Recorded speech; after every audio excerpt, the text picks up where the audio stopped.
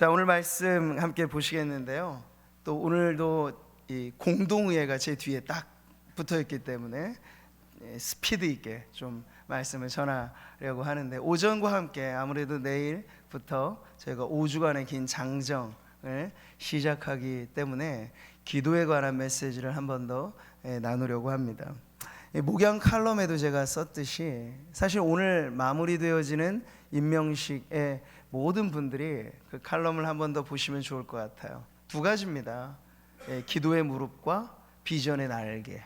이 두 가지만 있으면 하나님 우리를 어디에 놓으셔도 충분히 맡겨주신 일들 몇 갑절도 다 더 하실 줄 믿습니다. 우리에게 주신 은혜는 쓰면 쓸수록, 우리에게 주신 은사는 그래요. 쓰면 쓸수록 더 아름답게 개발됩니다.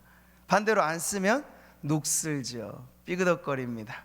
그러니 이 땅을 사는 동안 내게 직분 주시고 내게 은사 주실 때 그것을 잘 쓰셔서 빛내시는 그러한 주인공들 되시기를 축복합니다. 자, 오늘 우리는 초대교회 전신이라고 할까요? 아니면 이 원형 그대로 이 공식 출범 전의 상태인 초대교회 이 멤버들을 지금 보고 있습니다. 승천하신 예수님을 배웅하는 이 감람산에서의 배웅을 마치고 그들은 이제 예루살렘으로 다시 돌아와 있는 상태이죠. 자, 이들은 승천하시기 전에 예수님의 마지막 당부를 아직 잊지 않은 그런 상태예요. 사도행전 1장 4절에 보면 주님의 분부가 이렇죠. 같이 읽어보겠습니다. 사도와 함께 모이삼 그들에게 분부하여 이르시되 떠나지 말고 내게서 들은 바 아버지께서 약속하신 것을 기다리라. 네, 이게 아주 중요한 분부예요. 그러니까 우리는 사실 최후의 명령, 지상 명령을 너희는 가서 모든 족속으로 제자를 삼아, 이게 행동이 촉구되어지는 헌신으로 알고는 있습니다만 그보다 사실은 더 앞선 명령은 이거예요. 가기 전에 기다리라는 명령이죠. 네. 그러니까 제자들을 주님은 충동해서 섣불리 움직이도록 만들지 않고 있으시다는 거예요. 이미 3년간 훈련은 다 받았습니다. 예수님의 십자가의 죽음과 부활의 능력까지를 다 목격한 증인의 요건을 갖고 있습니다. 그러면 뭐가 더 필요해요? 가면 되지. 근데 아니라는 거야. 아직 뭔가 그들에게 더 필요한 것이 있다는 그러한 뉘앙스를 갖고 주님이 말씀하세요. 세계 복음화 너무 중요한 과업이죠. 근데 그 중요하기 때문에 이것을 감당하는데 무언가 하나가 더 필요하다는 것을 말씀하시는 거예요. 그래서 명령으로 기다려라. Go라는 명령보다 wait, 기다리라는 명령을 먼저 주신 거예요. 1장 5절에 이 말씀이 있죠. 같이 읽어보겠습니다. 요한은 물로 세례를 베풀었으니 너희는 몇 날이 못되어 성령으로 세례를 받으리라. 바로 이 말씀이에요. 그냥 무턱대고 기다리라는 게 아니에요. 그냥 멍하니 그냥 먼 산 바라보라는 이야기가 아닙니다. 아주 뚜렷한 약속을 상기시켜 주시는 건데, 그 약속은 다름 아닌 성령으로 충만하게 되는 것을 기다리라고 말씀을 하신 거예요. 우리는 이 구원의 역사의 총 이 일들이 성삼위 하나님의 말하자면 협동 과업으로 완성된 것을 알 수 있습니다. 성부께서 계획하신 바를 성자 예수님께서 이 땅에 오셔서 이루셨죠. 다 이루셨죠.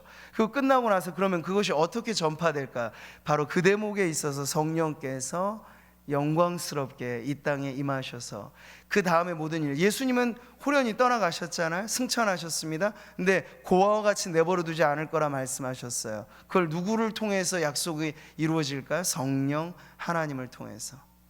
그렇게 지금 구속의 경륜상 성삼위 하나님의 협업 가운데 이제 승천하신 예수님의 바통을 이어받아 영광스러운 세계 복음화 교회의 이 부흥을 이루어 가실 주역으로 등장하신 분이 바로 성령 하나님이시라는 거예요. 물론 성령님은 구약시대에도 역사하셨고 예수님 당시에도 일하셨습니다. 성령이 아니고서는 예수를 주라고 못하고 중생의 변화는 성령 안에 일어납니다. 이 모든 일들이 있어 왔습니다. 그러나 오순절이라고 하는 그 타이밍이 아주 중요한 것은 이제 일하심의 방식이 전혀 새로워졌다는 거예요. 그 안에 있는 듯 없는 듯 바람처럼 불어오는 성령의 역사만이 아니라 이제는 불처럼 뜨겁고 강렬하게 성령께서 역사하셔서 당신의 종들을 사로잡아 그 일들을 이루신다는 점에 있어서 전혀 방식이 달라지는 거죠. 예전만 하면 구약에는 몇몇 특출난 직분자들, 선지자나 제사장이나 기름 부음을 받아서 세워진 일꾼들에게만 주의 성신이 함께 하셨다면 지금은 달라요. 만민에게 주의 영을 부어주리라고 하는 그 약속이 언제 실현됩니까? 오순절 성령 강림 사건으로 실현이 되어지는 거예요. 근데 지금 역사적인 분기점을 앞두고 예수님께서는 마치 언제로 정확하게 타이밍을 알려주시는 거 아니지만 째깍째깍 돌아가는 이 초침 소리가 들려지는 그러한 긴박감을 듣고 몇 날이 못 돼요. 너희는 성령으로 세례를 받으리라. 여기서 이 세례라고 하는 건 아예 잠궈지는 경험이라고 할 수 있겠죠. 그러니까 성령의 세례가 어렵지 않아요. 성령 충만과 경험상으로는 흡사한 것입니다. 충만하게 젖어드는 거죠. 그래서 예수님께서 오실 성령님에 대해서도 이미 예고를 하셨어요. 같이 한번 읽어보겠습니다. 내가 너희에게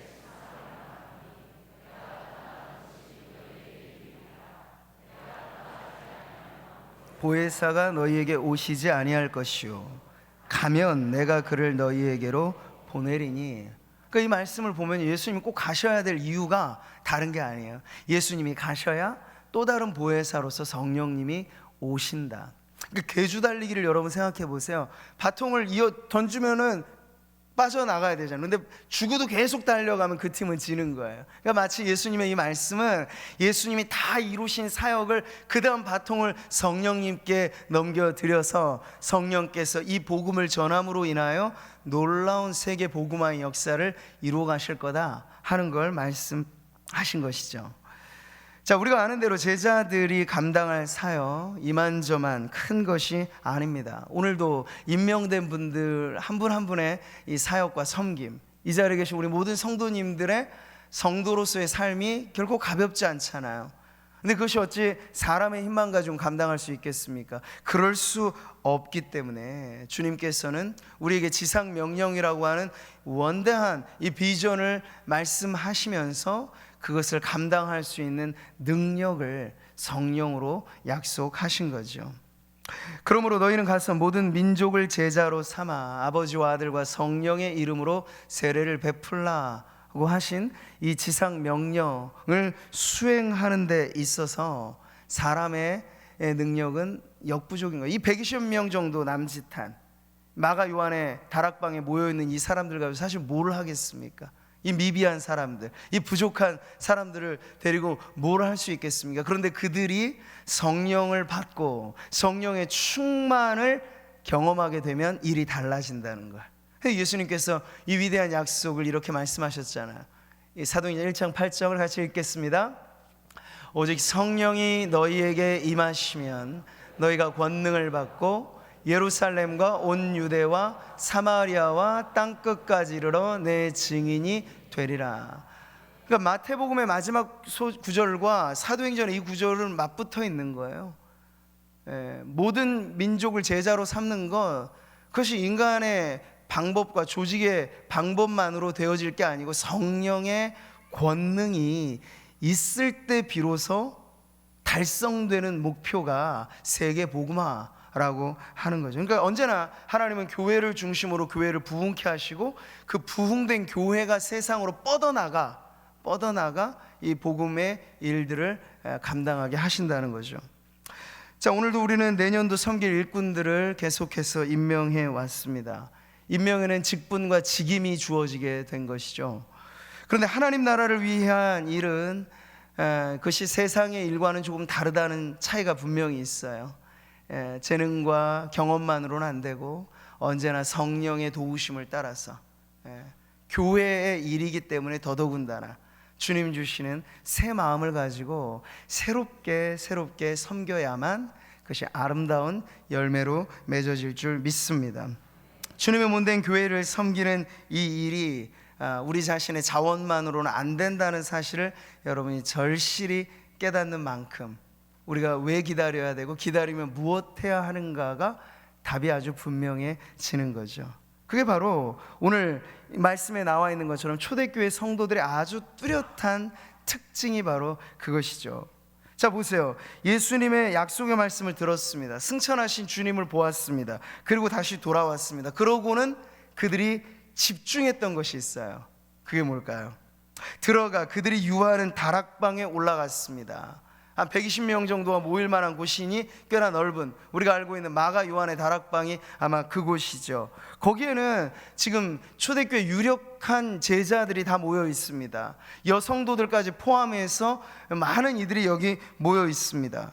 자, 그런데 이들 자체로는 뭔가 기대할 만한 구성원은 아닙니다. 어부 출신들이고 그들 안에 그렇게 유력한 직업이라든지 세상에서 무언가 힘있고 빼겠는 사람들이 있어 보이지는 않는 구성원이에요. 자, 그런데 이렇게 평범해 보이는 120명의 사람들이 진정 비범해지는 변화로 나아가는 그 모습을 우리가 보게 되는데, 바로 이 14절의 말씀이 있기 때문에 이런 변화가 생긴 거예요. 이거 아주 중요한 구절이죠. 같이 한번 읽겠습니다. 더불어 마음을 같이하여 오로지 기도에 힘쓰더라. 아멘. 이 말씀입니다. 저는 이게 우리 교회의 또 하나의 좌우명이 됐으면 좋겠어요. 기도하는 교회. 내 집은 만민이 기도하는 집이라고 말씀하신 그대로 우리 구미상무교회가 기도하는 교회로, 저 말씀 그대로 더불어 마음을 같이하여, 마치 이 표현은요, 여러 사람이 있지만 한 사람과 같은 마음을 가지고 있다는 그런 표현이에요. 얼마나 이들이 열렬하게 딴전 부리지 않고 기도에 집중하였는가 하는 것을 보여줍니다. 이것이 제가 봤을 땐 초대교회와 오늘 우리 현대교회의 아주 큰 차이점이라고 할 수 있겠어요. 그들이 오로지 힘썼던 것은 하나, 기도, 거기에 올인했던 반면 오늘날 우리는 사실 너무나 포커스가 많이 분산돼 있죠. 기도 자체에 얼만큼 마음을 같이 모두냐 하는 것이 관건임에도 불구하고 그게 좀처럼 잘 안 되는 것이 오늘날 교회의 모습입니다. 교회는 기도를 마치 별동대원들에게 떠맡기고 다른 일반의 성도들은 그냥 마르다처럼 일만 하면 된다라는 생각을 혹 갖고 계실지 몰라요. 그러니까 기도라고 하는 사역과 별개로 다른 사역들을 구분하는 것인데요, 그렇지가 않아요. 기도는 모든 사역의 전후 좌우를 두르고 있어야 하는 것이죠. 성도라면 누구나 주님이 맡겨주신 이 사명을 감당할 때 기도를 2순위, 3순위로 밀어내서는 안 되고 최우선순위에 기도가 자리매김해야 할 줄 믿습니다. 자, 우리가 곧잘 초대교회로 돌아가자 이런 모토를 말하잖아요. 근데 그 초대교회가 어떤 교회예요? 한 마음으로 기도에 힘쓰는 교회가 바로 초대교회입니다. 그러니까 다른 방법이 없어요. 우리 역시도 이제 연말과 연초를 이어가면서 우리의 영적인 체질이 기경되어지는 방법이 다른 게 아니라 성도 개개인이 기도의 자리에서 참호를 깊게 파든 마치, 영적인 전쟁에서 승리하는 관건은 우리 저마다 참호를 깊게 파는 거예요. 기도로. 그리고 진지를 잘 구축하되 이 모든 것들이 영적인 싸움에서 방비할 수 있는 기도 태세가 갖추어져 있으면요, 백전불태하는 승리가 주어질 줄 믿습니다. 기도에 실패하지 않으면 교회는 넘어지지 않아요. 그러나 다른 걸 다 잘해도 기도가 깨어있지 않으면 그 교회는 언제 넘어질지 모르는 위태로운 지대에 있다고 볼 수 있는 거죠. 그러니 여러분, 주변의 많은 교회들을 보세요. 곧잘 잘하고 좋은 소문이 났는데 한순간에 무너져버리는 사례들을 우리가 종종 봅니다. 왜 그런 일들이 생길까? 교회는 영적인 공동체인데 세상이 잘 나가는 기업 건사하듯이 재무, 인력 이런 것만 잘 갖추면 다른 문제 없이 든든하게 30년, 60년 이어갈 수 있다, 이런 세상의 조직과는 좀 다른 거예요. 영적인 공동체로서 때로는 영적인 싸움에서 무너지게 되면 한순간에도 연약하여 쓰러질 수 있는, 그렇기 때문에 주님 말씀하셨잖아요. 시험에 들지 않게 깨어 기도하라고 말씀하신 거죠. 마귀의 주 타겟은요, 이미 자신의 수하에 있는 세상을 크게 손 쓰지 않아도 이미 자신의 수하에 있잖아요. 그러나 그의 블랙리스트 명단이 있다면 그것은 바로 성도들이고, 성도들 중에서도 누가 블랙리스트 명단에 올라갈까? 기독교나 한다는 성도들.